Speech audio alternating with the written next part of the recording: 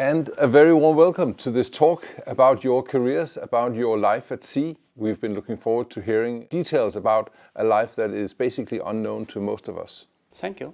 Yeah, thank you. My first question is talking to your imagination. Imagine if you're 10-year-old. You think back at your time when you were 10 years old. What did you think when you were 10 years old about your career?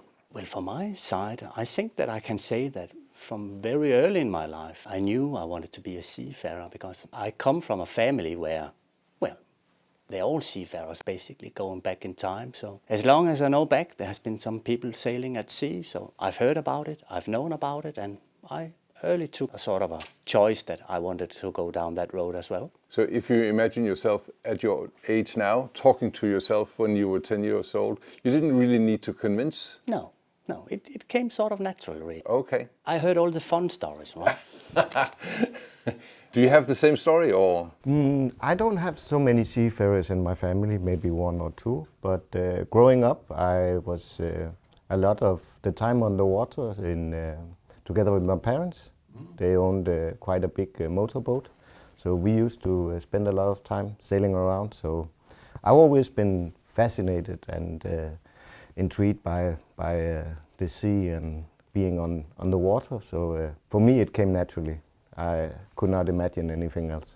So if you see your career as a timeline, yours is longer than yours. Where are the big moments in that timeline? Let me start at the shorter timeline this time. Yeah, of course there was some peaks, right, from graduation after being finished with our academy. That was huge, coming out first time on board a vessel where you were actually in charge. Then I started out in tanker vessels, were there for about 3-4 years, and then I came to container vessels where I'm now. So again, that was something different for me. Yeah. Then of course the different steps throughout my career, from fourth officer, third officer, second officer and chief officer now. There have been different peaks and different learnings, but everything very exciting. I must say it's been a great journey so far, and I'm sure it will continue like this. So I'm coming back on board. You are on your job and we are on the bridge, and then you're off. What do you do for your leisure time? What is your favorite pastime when you are not at work?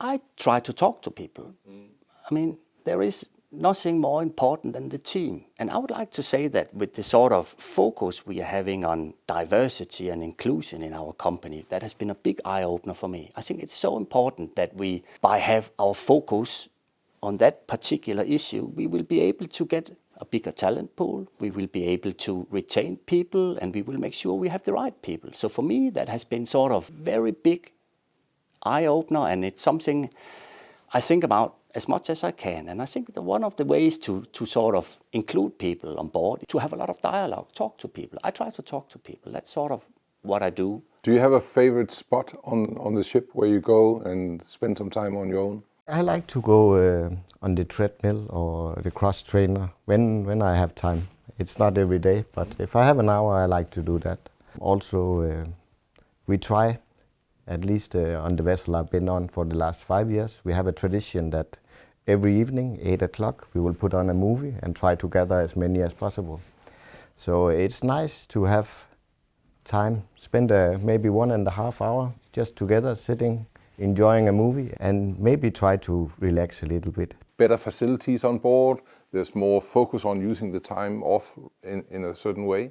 Yeah, but in the old days, we sort of had these big movie projectors, old-fashioned movies, and we were running the movies. And the library. The library, yes. We still have the library yes. on a lot of boats, where we have books in different languages, and we have the Seafarers library where we can swap books and so on.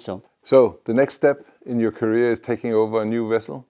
What motivated you to become part of this team? I must say that the entire concept and the chance to be a part of something new, something that's not been done before, at least within our industry, being a part of this as a pioneer, it was a huge opportunity. I'm very excited. I can't wait to get started, to be honest, to be part of this journey. I'm very excited, yes. Yeah, and yes, Christian? Well, my words are more or less the same. I still like to be relevant after close to 40 years in the company, and I'm proud to be a part of this transition and sort of this new development and this opportunity to actually have an impact on what's going to happen with the world we live in. And this is a huge thing for me. I think it's one of the biggest things in my professional life that I will participate in, and I'm also sort of all in, basically. I'm ready to go. When I show people around in our museum, I talk about 1921, where we got our first diesel vessel. And it took 100 years until we started looking into new fuels. So it is a big thing. It's very big. It's actually beyond sort of understanding sometimes how big this is. You'll be taking over the new vessel in August. Do you know the details of the beginnings? A name-giving ceremony in Los Angeles in the United States in August. So it's very exciting and I really can't wait. This is sort of one of those occasions where we have some, let's say, other tasks than we normally do. And I look forward to participate in this. For officers like us, taking over a vessel is very exciting. It's sort of a milestone in your professional career, no doubt about that. So we are all in. Looking forward to seeing you on the pictures from Los Angeles. Let's Thank you hope. very much and best of luck. Thank you very much. Thank you.